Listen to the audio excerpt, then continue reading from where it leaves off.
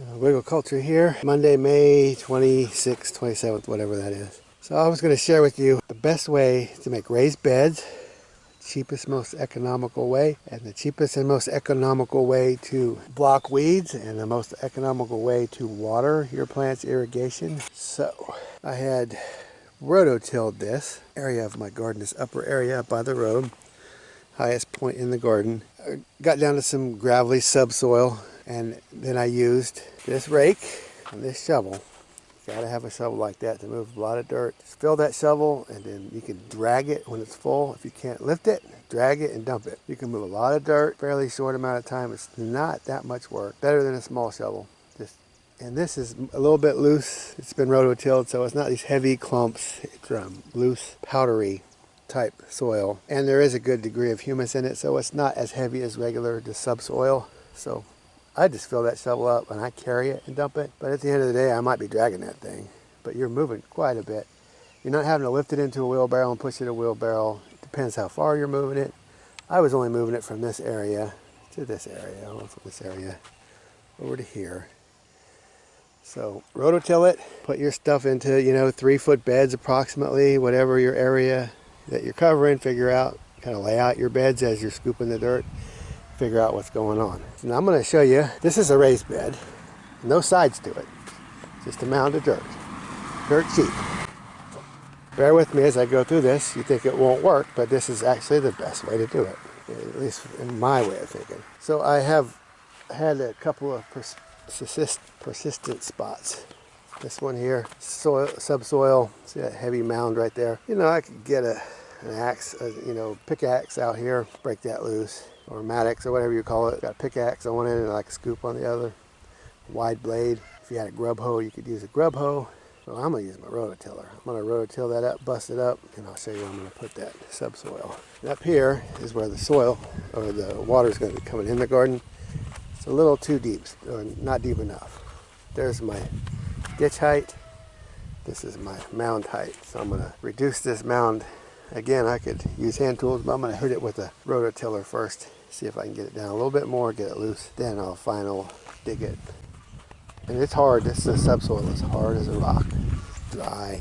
So the irrigation part is the water's going to come off the ditch and it's going to meander. So I'll just kind of show you this is the inlet. And the outlet is down there to the left, kind of by that pitchfork. The water's going to come in right here. Hit that mound. Going to go across contour. Meanwhile, I've slowed it down. It's not eroding my bed. It's going to hit that. It's going to start soaking in, but it's going to work its way around that corner as it fills up. Then it's going to spill over to the next one. It's going to go like this, here, and it's going to go here. Now, I left this on purpose so I could wheelbarrow that stuff up behind me. So I left that little trail.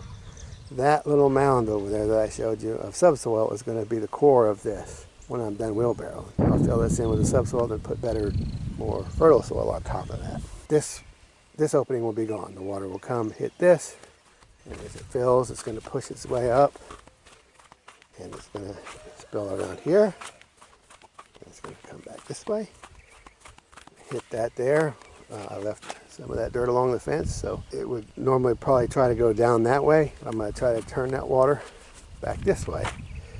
Now this is a little road, 5 foot. I know that gate's too big. It'll be a problem later. I'll switch the gate out, or 6-foot gate. Here's my 6-foot gate. I'm leaving this so I can get a decent sized towable trailer behind my riding lawnmower, so I can get more material in here when I need. Anyway, I'll probably put in a drain tube across here if I need to. We'll see what I have to do. And that water is going to end up over in this ditch. I might try to get it up there. We'll just see what we're looking at. We may be able to get that water all the way up there to help water those beds up there, but we'll see. This is the fertility I'm going to be trucking back on top of my mounds to make them higher. And that water, once it leaves this bed, it's going to go on to help me on these next beds. So that's the irrigation. That's the raised bed. Just using dirt and just shaping the dirt. This has all been done with those two tools right there and this tool. Rototiller. You got to have a rototiller reverse. It's got the reverse tine on it. Man, you got to have that. It goes opposite the drive wheels. It allows you to dig in. It doesn't beat you up so bad. You can just take your time with it. So I'm going to rototill these 2 spots and move that dirt. Then I'll start trucking in my fertility on the top. I'm going to build these mounds up. Then wood chips. That's my weed control. I will wood chip all these walkways, and I'm also going to lightly wood chip the tops of these mounds while I have them. I got that pile over there still. We're going to use most of that mound. So that's my weed control. Wood chips. You can use hay, wood chips. I would use one of those too because it turns into black dirt. This is hills and valleys. I'm just making hills and valleys, and it's been pretty easy because it's all been loose dirt. It's not so backbreaking. I just till down to subsoil and stop.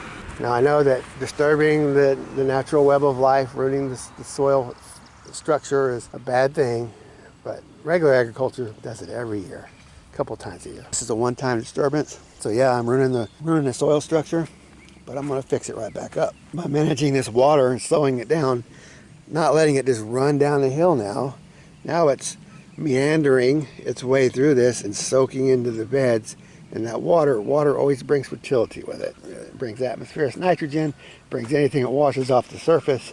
It just stops, and then it changes the soil web in the mound. That will get a regular soaking of water, and it's nice and aerated, so it's going to have really good anaerobic, or aerobic I should say, activity. Oxygen and water is going to be in there, and the soil life loves that. So we didn't destroy the soil life, it's still in there. It's just we kind of broke it apart, chopped the structure all to pieces. So, but we're gonna make up for that, make it happy. So I'm getting ready to lose my battery here. So I will update you later once I get some fertility on, get some wood chips in the walkways. So thanks for watching.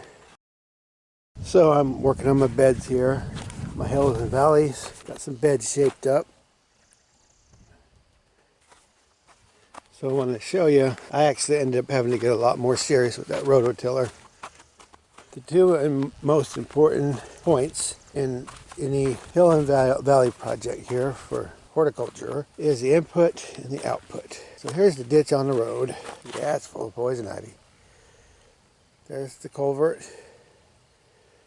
Kind of hard to see with all this grass. I think they're going to actually mow tomorrow.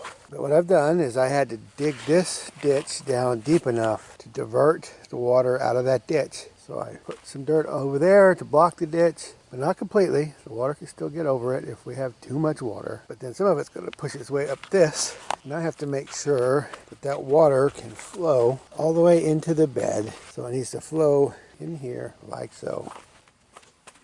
Then it needs to go down around the corner and so on. That is just so I can get my wheelbarrow through. That will be a mound, and the water will go this way, that way, and then out. I may have it sheeted across the road, and I may put in a pipe. I don't know yet. We'll just see what happens when it rains. Now I can't cover all this up until it rains and I make sure everything's moving, all the water's flowing right. If I have some high spots or too low of a spot, it's going to cause a washout across the bed. I'll have to address that. So I gotta wait and see how it flows. I gotta wait for my decent amount of rain and water flow. But then I can fill this entire valley with wood chips. They'll level the whole thing up, and then that'll help keep the dirt from collapsing back into the middle. Now the spacing on these beds, you can see, and I got them nice and tapered. They're not sharp edges because it's gonna collapse like that anyway. So you build it that way. So the core of the bed will be shaped like that. Nice tapered, rounded corners, tapered edges, and so forth. Then I bring in 3 or 4 inches of better dirt to put on top. That core dirt, some people would be pretty happy to have that here in Virginia on this old red clay. They would call that garden soil. That's just the core of the mound. So I try to put really rich dirt on top of it. So that's more of what it'll look like. That's got my fertility layer on there. Once I'm sure the water's flowing right, then I'll level it up with wood chips, and it'll look like a level thing going on here. It won't be, because the structure, the backbone, is underneath. To anybody walking in the garden, they'll just be walking on wood chips. And that's a lot of wood chips for the weeds to get through. That'll help choke back the weeds, help my weed management quite a bit. And I'll probably stack spent hay along the fence to try to choke out this grass. It works a little better than wood chips. Wood chips kind of float away, and stuff pushes through the wood chips a little better unless you really pile it up. So I'll just put spent hay along the fence and choke this stuff out. Then I'll try to grow mint. Once the fertility comes in and the moisture, once I know mint can survive up here, then I'll put it in and use the mint as a barrier to the grass. Anyway, what's important to see is the grade, the level on the edges of the bed. You want something about like that in my spacing. These hills are going to try to kind of melt together when we get a lot of rain, so I'm trying to space it. I'm expecting it to melt a little. So all this is going to settle down and melt, and it's going to be a little lower. But I fill it up with wood chips. The wood chips will kind of sink as well as they start to compress and decompose. So this whole thing is going to settle in a little. It's not going to be as tall as it is now, especially this core. This is more high clay content. The water coming across the grade, I can always slow it down a little bit here and put a little bit of a little low water dam just to hold it back. I have to fine tune these little runs, these horizontal runs, horizontal to slope. We're going to hold the water back but not make ponds, and we're going to soak it across these mounds, and this core will get soaked. This is a very loose powdery fill right now, so it'll be really good. It gets a lot of air, a lot of moisture. The soil health will be good on these mounds. We just got to give it a little time to recuperate from all this damage, but the soil web will come back, and we'll have worms and all the good bugs and all that stuff happening. It'll really help the plants. I'm going to do sunflowers up here, probably cucumbers, sweet potatoes, and it is getting late. It's definitely the time to have corn and all that kind of thing in. But I'll get the crops, I'll get these beds finished off with the fertility. I'll get the crops in there. Then I'm going to put wood chips over just the tops of the fertile soil. I'm going to leave the paths open for now, the walkways. Will this be the subsoil? Until we get a good rain and see what's going on. Make sure there's no big problems. We'll fix whatever the problem is, and then we'll fill it in with chips before the weeds come in and cause us a lot of trouble. I'm going to be planting tomatoes tomorrow in there, and I'll keep you updated on how I do that. But for now, I'm moving my fertility. I'm going to cover up these cores. This has got a lot more good dirt in it because it was closer to the pile down here. But I'm still going to cover it up. I'm going to treat it like a core. We should be able to grow something until the fertility comes in on its own from the soil life. This is how I do raised beds very affordably, and this is how I do irrigation, and this is how I do mulching.